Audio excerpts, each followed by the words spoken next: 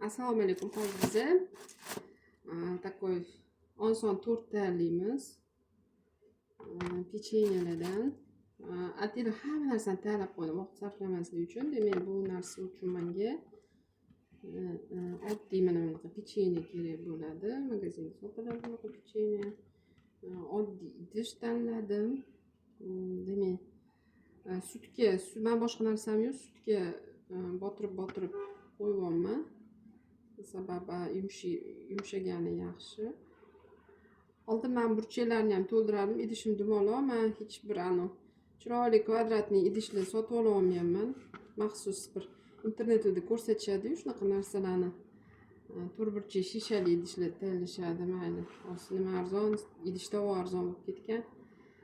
Bunga ham nasib qilar bizga. Xo'p, hozir demak boricha tayyorlaymiz.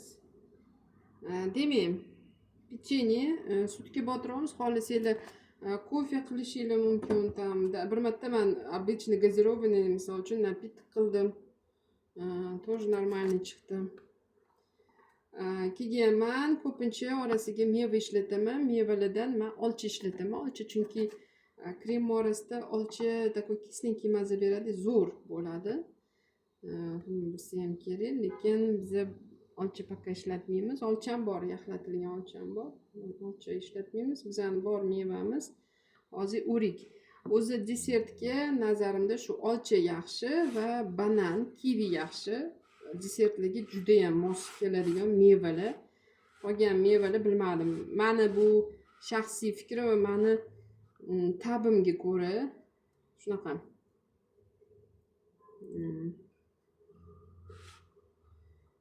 Mana hozir krem nimadan qilindi? Krem mana o'riklarni unaqa plast qilib kesib tayyorlab qo'ydim. Tak, krem. Men ko'pincha kremni oddiy shunchaki qaymoqni olib, yaxshilab ko'pirtirib, men qaymoqni korzinkadan olaman. Korzinkadan razvisnoy bunaqa idishlarda berishadi. 400 grammcha. Best nomlanadi. 50% жирности. 50% жирностli olaman. 50% quyuqroq bo'ladi, lekin olishga oldim-u, lekin bu tortni quygunimcha 1-2 kun o'tib ketdi, u quyuqlashib qoldi. Yana battar, bu krem uchun juda ham yaxshi narsa hisoblanadi. Yaxshilab buni mikserda aynan ko'pirtiraman. Mikserda ko'pirtirib, takoy qattiq massa bo'lib qoladi, xuddi tuxum oqini ko'pirtirasizlar-yu. Mana, ko'rasizlar? Mana shunaqa massa bo'lguncha ko'pirtiraman, keyin sgushonka qo'shaman. Sgushonka bu shirin ta'm berish uchun bo'ldi. Shunaqa oddiy krem qilaman. O'zingizni qiynamay har doim aytaman-ku. Упрощайте свою жизнь. Shu. Demak, hop, sgushonka qo'shib shunaqa qilyotgandim pechenye bilan. Lekin hozir nima orasiga so'ramiz ham, nima qilamiz?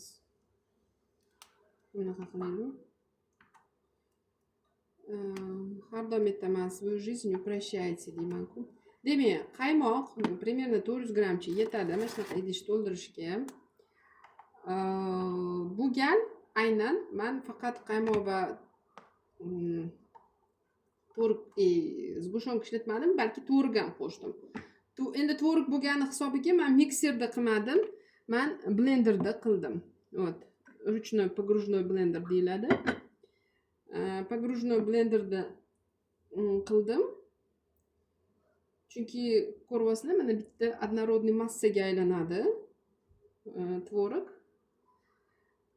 Yaxshi qaymog'im och uyda qato'yib emas deb o'zi ozgina yeb qo'ydik.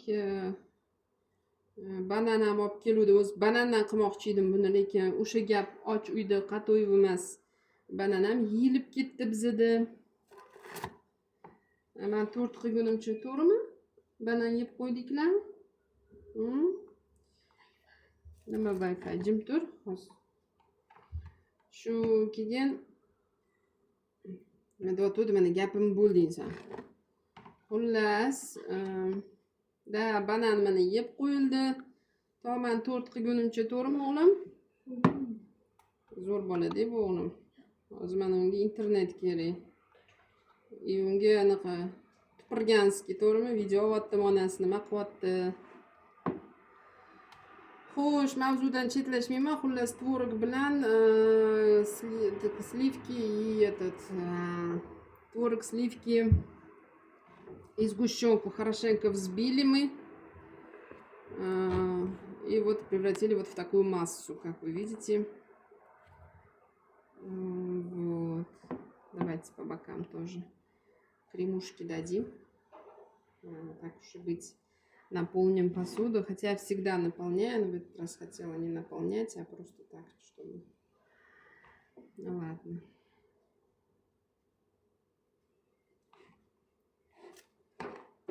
Так, все, вот в таком порядке все мы это собираем. То есть печенька, крем, если у вас есть фрукты, замороженная вишня, вообще отлично, бананы, киви, вообще отлично будут сочетаться. Ну и все, вот в таком порядке собираем. Неважно вот эта красота, то, что вы можете сказать там, а чё же некрасиво там, хочется эстетики. Да, я согласна с вами. Эстетика, она всегда приветствовалась. Вот. Ну ничего, мы же для себя делаем. Все равно съедим сейчас через час. Все до конца, причем съедим. Ничего не останется у нас.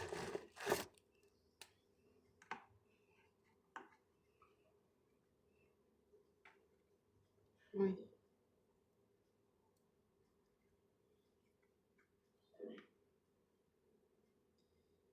Сейчас. Даже при том, как я добавила творог, у нас крем не хватил.